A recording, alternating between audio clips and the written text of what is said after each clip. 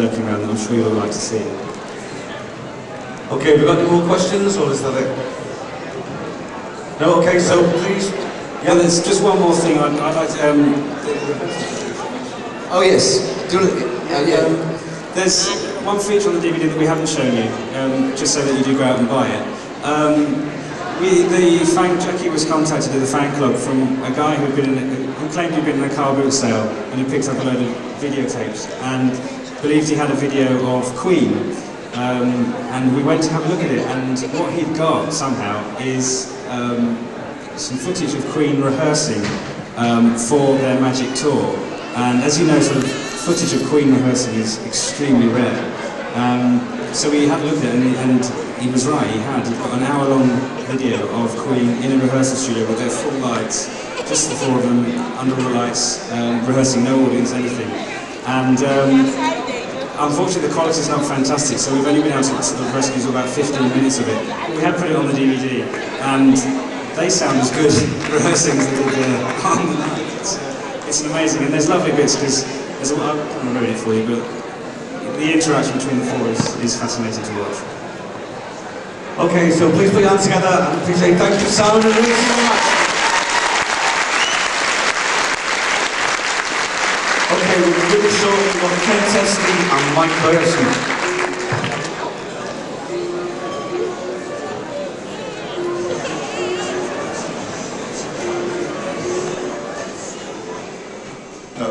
Before I had the pink highlights, and I didn't ask him to do that. He just said, sit down, I'll draw you, and I thought, you didn't have to do that.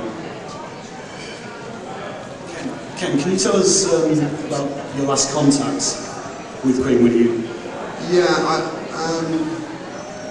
circumstances have led to me working in Witness, I think in 73 or 4, I don't know. Anyway, there's probably something we can get a date on this. It was just prior to Queen's first tour. Jim will know just when the first tour started. Apprentice to, if you like, all my life, and very much the job that I wanted to do. But because of domestic circumstances, I was unable to leave the Northwest at that time, and I had to turn it down. So here I am. I'm the guy that just couldn't go away, couldn't do that tour. And missed out on that whole Queen trip. I'm off to smash my wrist now. Okay, we have another question, yeah? How did you all feel about their stage appearance when Zandra Rose was brought into the picture?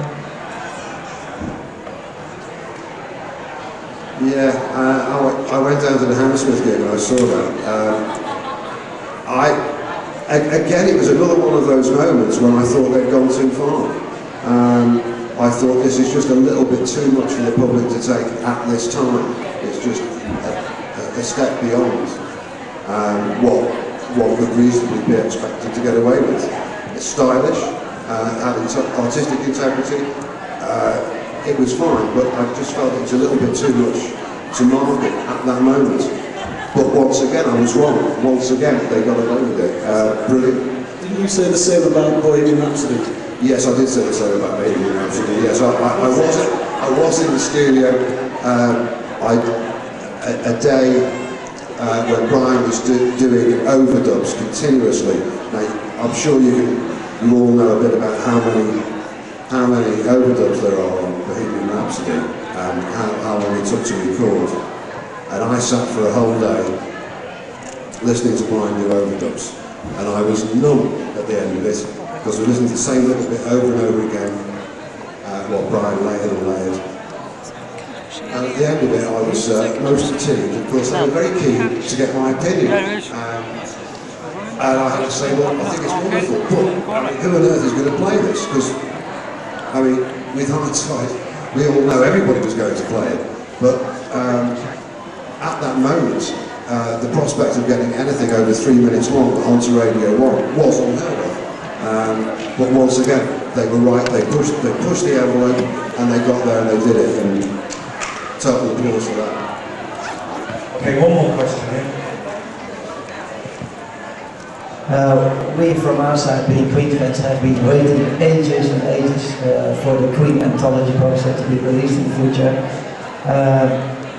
Have you been drawn to this project from the very start of the birth of Queen onto the first Queen album? Are you cooperating on this project? No, we haven't been asked. We don't know anything about it. But anybody wants to talk to us any time, they've got our numbers, they know where we are. Okay then, right, ladies and gentlemen, show your appreciation to Mike Pearson, Ken Tessie and James Hall. Thank you.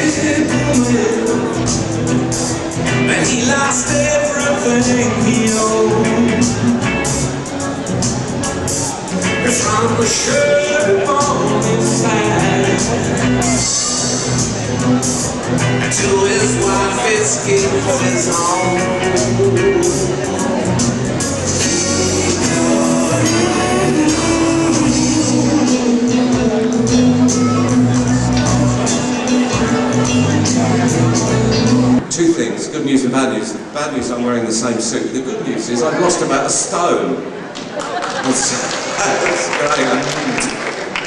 I was a bit of a porker last year. Anyway, enough of that.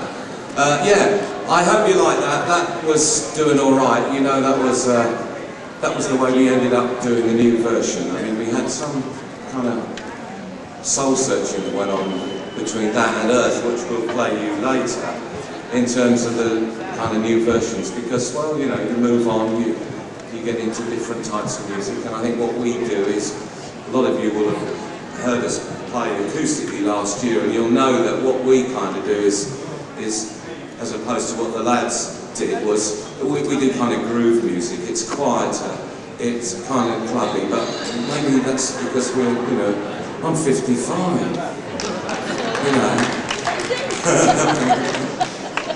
You know, it takes a while for me to get up in the mornings. Anyway, so... always did. So, I think we may consider, you can hear Brian on that track, although he's very subtle, very laid back, he's playing some great stuff, but it's obviously not in-your-face Brian, it's really subtle, and my advice is to take it home, put it on the headphones, sit back quietly and listen, and you can hear some really tasty little bits of guitar coming through in that track. Earth is different, Earth is really in your face, it's great, you'll look forward to that, that's fine. I'm actually going to try and get Brian to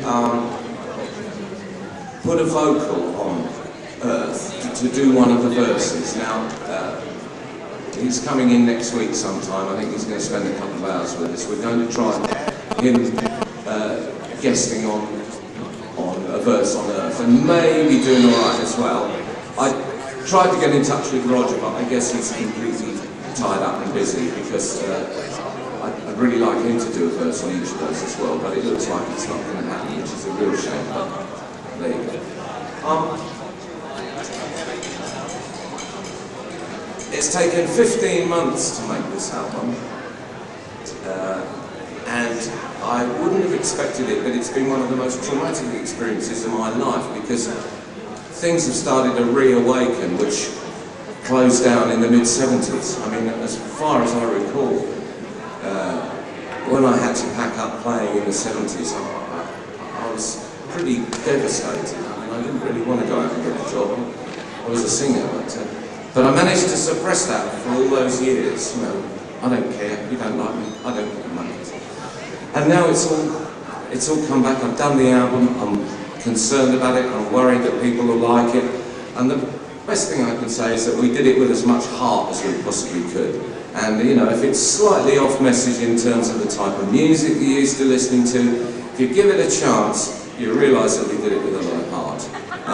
I couldn't have done it without Richard, because Richard is the technical genius in this collaboration. Richard's studio, Richard's production skills, Richard's engineering skills, and above all, Richard's phenomenal guitar playing. I'll give you the £5 later. The other nice thing about this album, which is so unusual, I've produced a lot of albums, a lot of great players and whatever, but there's always been a lot of tension in the studio when it comes to individual performances. And on this particular album, we said, look, we've been through this, we've done it all, let's just relax and enjoy this. Let's really relax and enjoy this. So what we did, we all have been over the years collecting guitars and collecting guitars and collecting guitars. And what we did is we put all our guitar collections into the studio, just all on stands. All the guitars were there. There were about 30, 35 guitars. And we'd start on a track and say, what sound do I want? What guitar do I want? That one? No, I know, I should do that one. But basically, what I'm trying to say is that it wasn't as if each person had a particular part that they had to play. It was whoever was the best person for the part, didn't matter. It was a very relaxed atmosphere. Egos got thrown out the window. We even nearly got a new singer, but Tim was the best one for the job. And I pass you over to John, because John Webster was responsible also for some great guitar playing and great ideas in arrangements and feels. And what John was able to bring to the recordings as well was just a general atmosphere that, well, so I'll pass you on to him and he'll try and explain it. And just before John comes in, I'd like to add to that John has got this amazing knack of bringing out the best in everybody else. Yeah. It's a phenomenal ability to encourage people, which is fantastic. And I have to say that without John, my kind of self-criticism would have taken over and I'd have shot myself down in flames months ago. So in that sense, John is also entirely responsible for the existence of this album, for which I thank him very much.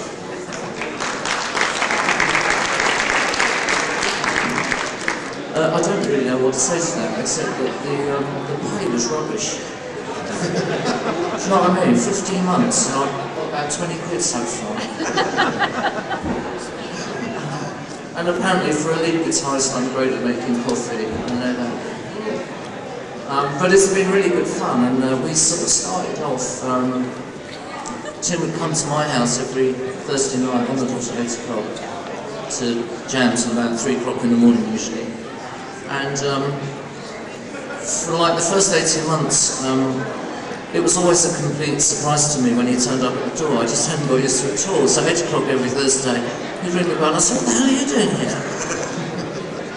And of course, by the time it really struck home that Thursday night was Tim's night to come around, he stopped coming. So then for about a month I'd go to the door every Thursday night at 8 o'clock and open the door and there'd be absolutely nobody there at all. So what we thought we'd better do was resume the Thursday nights, and as a result of that we're now very busy working on album number 2. So we really, really hope you like what we've done so far. I think it's very special, not least because of its amazing history. And we hope you buy some and enjoy it, so you get paid. Thank you. And of course, just further to that, our plans now are to get a deal. I mean, we've got some copies, advanced pressings of the album here, which we're releasing and publishing ourselves, which we've got for sale. We've sold some, signed some, but there's a few more left, if anyone's interested. But the plan now is to get the band together. Now, any of you who saw us last year will know that we had Pete Hamilton, who was at Hampton with Brian and I, and Rob Tolshard, who also was at Hampton with Brian and I. Last year they played with us here on stage. We did an acoustic set. Great fun. A lot of you have been very kind and said how much you enjoyed it. Unfortunately, the guys are not here with us this year. But one of the reasons for that is that the album really isn't an acoustic thing at all. It's quite highly produced. There's a lot of very good players on it. It does veer towards the jazz, and it's very much a studio album. So although we would have liked to have done an acoustic set, and we did talk about it, we feel that this next stage is that the music has to be established for what it is. And from that point of view, as soon as we have a deal and we get the CD distributed, then we're going to put together the most kicking-ass live band you ever saw, with the exception of Queen.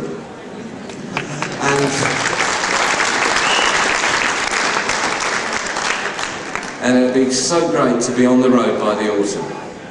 But there. I've got a question for Richard. I believe Morgan Fisher is on the album. Tell us about that. That's right. Well, there are quite a few guest appearances from people. We contacted Morgan, who's now in Japan, and asked if he would play on the album. So we sent him a copy of the backing track for Earth, and he played organ in Japan, and sent us a file down the internet, and I flew it into the track. And so Morgan's playing on the album. I haven't seen him for years, but it was it's wonderful how technology can bring people closer together. We also had Snowy White came in on the album. But he was really there. I know because I pinched him to make sure. And a lot of people, other people that you may not have heard of, Pete Hammond, who is a friend of Richard's, ace piano player, and also not to forget Chris Smith, of course, who was a erstwhile member of the original Smile. He has done some fantastic work on this album. You must give it a listen. Who else do we have? Oh, what a great sax player. Dave O'Higgins. He's an absolutely killer, fantastic player. John Griggs, ace backing vocalist and percussionist. All the percussionists. A delightful little girl called Corina Sylvester. I think she plays in the West End for Miserable or something. She's the drummer in Miserable. She did the percussion. Fantastic. Who else? Martin Shaw, trumpeter. Did some great Latin stuff. Although the jury's still out on that between me and John, but there's some really excellent Latin trumpet on the end of a track called You Ain't Cool. And of course, the keystone to the whole album was my son Andrew, who can't be here because he's doing his finals at Oxford this week. But, well, good luck Andrew, and thanks a lot, because the powerhouse behind the album is him. I think he deserves it. But last but not least, of course, Brian May came and worked on a couple of tracks. Do you remember him? Yeah. Brian came into the studio, and it was a great occasion. We just all relaxed, and he played very loudly. Very, very loudly indeed.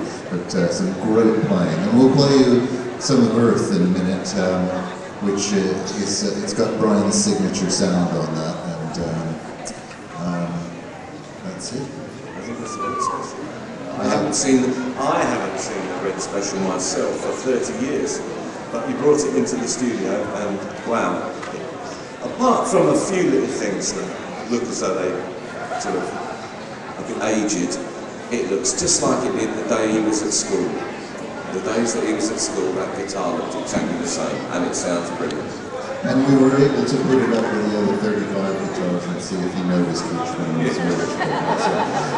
I think this one calls for a green one. After you did the gig last year, did you get any inspiration to take into the studio from the performance here? Oh, certainly the performance last year altered some of the some of the thinking behind the tunes. I think some of the arrangements changed definitely as a result of the acoustic set we did, because we kind of did the acoustic set because we knew that we wouldn't be able to do a complete electric live set, because we wouldn't have been able to have got the players. So we thought the best thing to do would be to actually paint a different picture, if you like, just for the convention. But as it happened, there were some really interesting ideas that came out of that we later incorporated into the album itself. Okay, I don't know whether we've got some questions down there for you. I'm sure some people would like to talk to you about your past, Tim, taking you back to the 60s. Or anything about the album. Anything you want to know. Ask anything. Okay, Cheryl's going to have the mic and come round to you, so please put your hand up if you've got a question.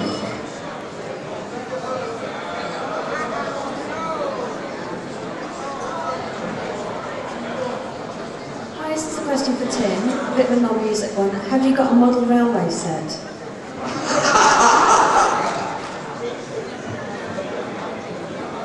Well, do you know,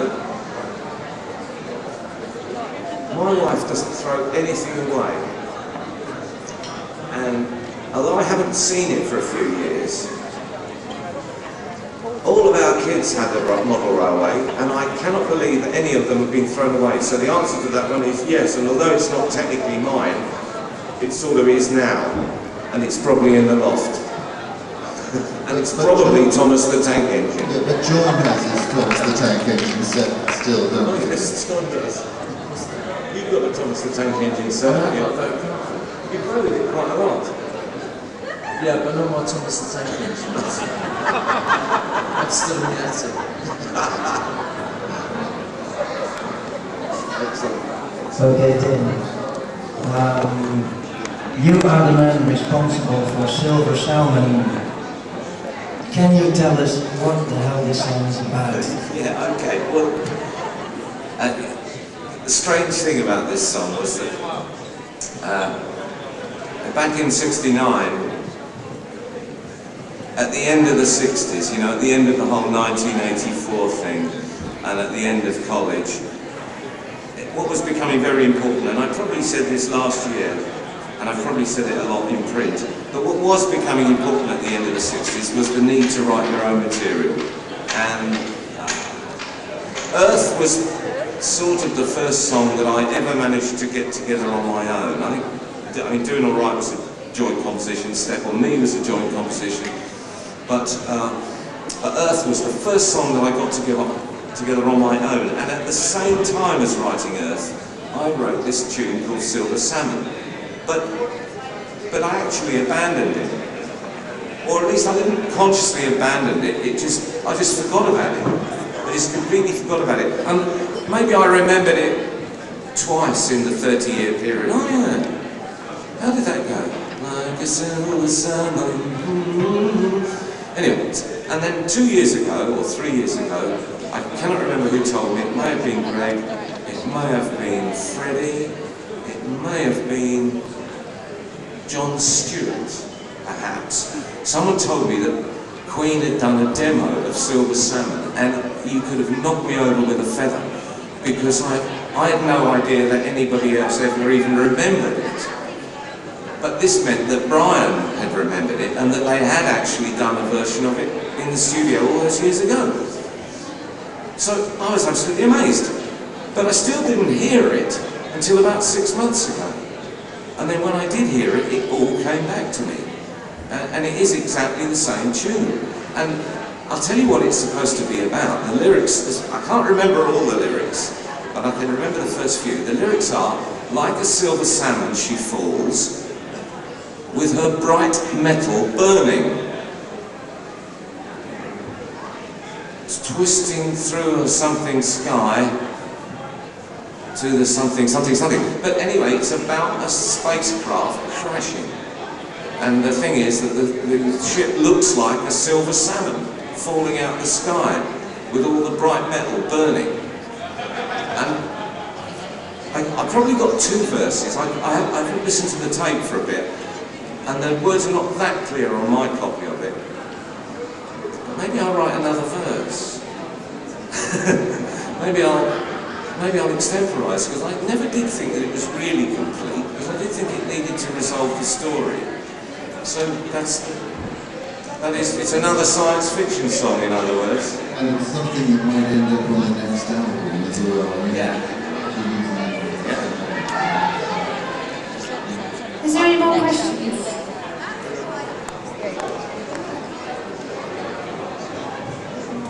Hi Tim, my question is, the reunion with yourself and Brian and Roger back in the Marquee in '92, yep.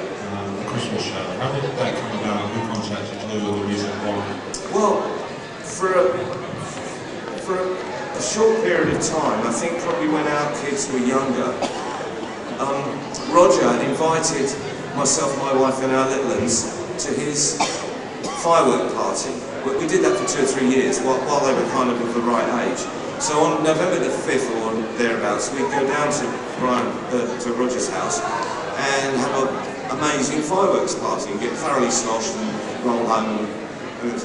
And it must have been obviously in '91 or '92. At that firework party, Roger said, "Oh, by the way, we're doing a Christmas concert this year. Do you want to do a spot?"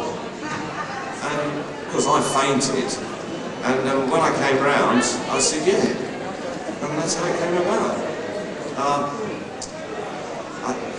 I remember it really well because on the first night, I'm afraid I drunk rather too much, and although I think I sang okay. It was the standing up that was the problem, and once I'd finished my spot, I had to be supported by the backing singers for the rest of the gig, because I joined the backing singers and just backed Roger Daltrey on Money and a few other things. I can't remember, I'm so sloshed. But second night I was alright. Second night I was sober and responsible and professional, and it was jolly good fun. John, I was asked to ask John, does Tim like a lot of coffee? Is he a coffee addict? He's actually made of coffee. He's drunk so much coffee, there's more coffee than there is Tim now. It's actually coffee.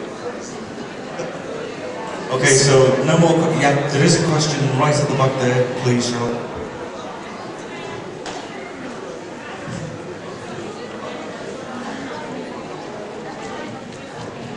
Whereabouts are you?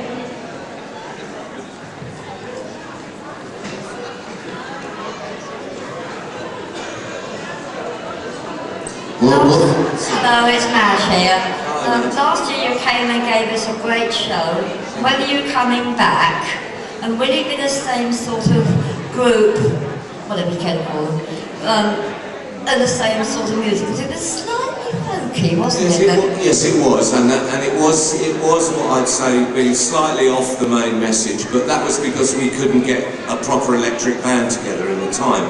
But yeah, I think the answer is, I mean, I'm so grateful to everybody for taking this interest, and being here the second year means that I feel slightly less of a fraud than I did the first year, because and now I have got an album, and in a sense your good wishes have given rise to that album, because without your interest and the support I've been getting, the encouragement from Val and Jackie and the whole vibe, I probably wouldn't even have taken myself seriously enough to do it. So I've got to say thank you to everybody for being part of that.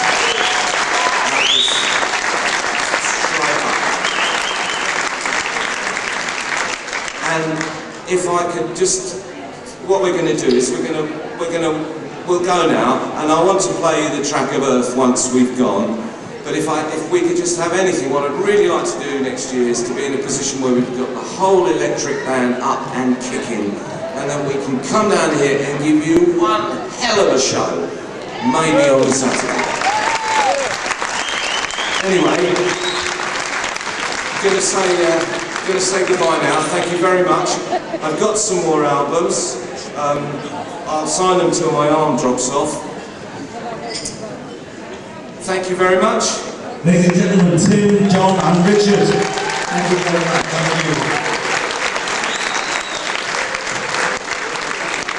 Thank you.